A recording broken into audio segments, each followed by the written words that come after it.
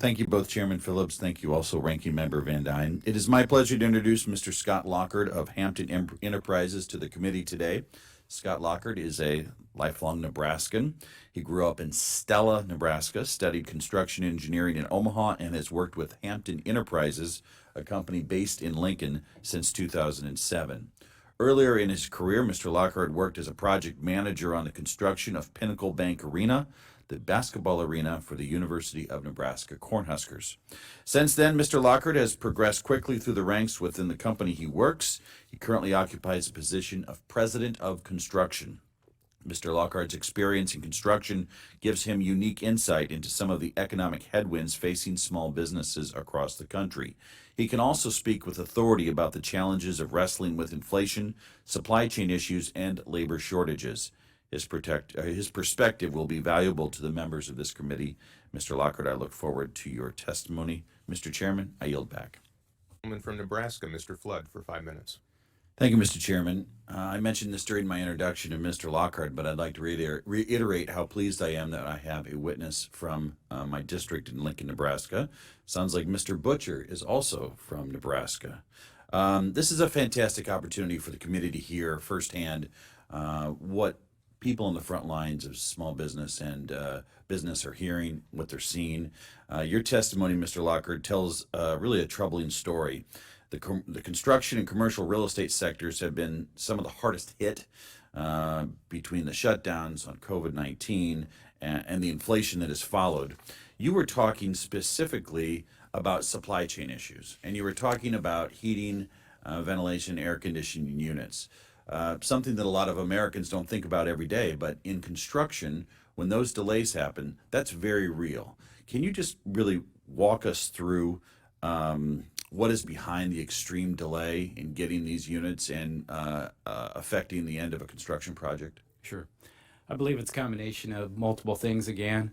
One, construction volume is at high levels right now. So the availability for product is down just due to the demand of these products. Rooftop units are typically custom made for a project. They may have different components in there for humidity control, as well as energy efficiencies. So they're basically built at the time of the order.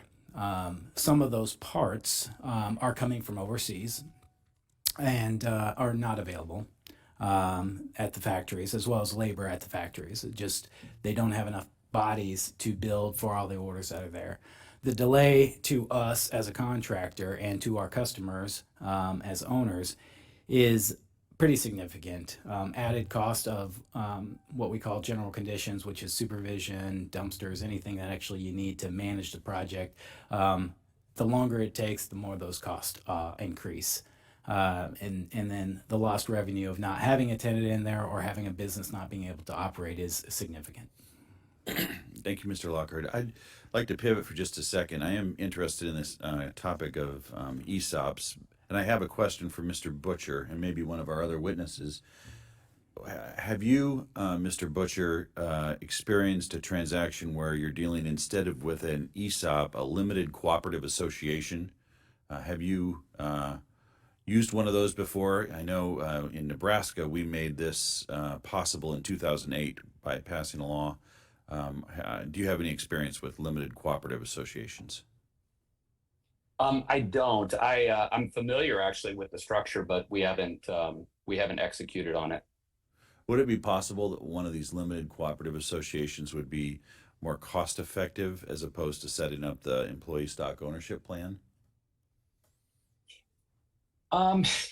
I don't know that it would be any different. I mean, I think if you look at and I think the cost piece is, from a contextual thing, is kind of overblown, in the sense that if you look at the real cost of putting these transactions in place versus the tax savings and the efficiency of that company and just the retention of employees, particularly today, it far outweighs that initial cost. But I think that it's more, they're different types of structures and they probably apply to different kinds of companies. I see, and I'm not an expert on co-ops, but I generally see them as being on the smaller end of business, whereas ESOPs can scale really big. I mean, there's numerous multi-billion revenue companies out there that are in the ESOP structure. Thank you very much. I appreciate this topic. I think that finding ways to make businesses work, especially in rural America, is important. And it does require some creativity and structure. One of the benefits of cooperatives, and we've seen cooperatives scale very large in ag areas in Nebraska. And one of the benefits I see with the limited cooperative association is you have the ability to bring in that private investment to help affect the buyout and allow the rest of the employees to have the opportunity to enjoy some meaningful ownership and build some wealth. That said, I want to thank Mr. Lockhart for coming from Lincoln, Nebraska today.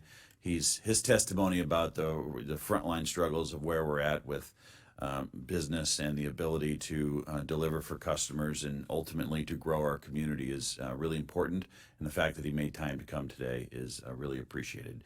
With that, I yield back.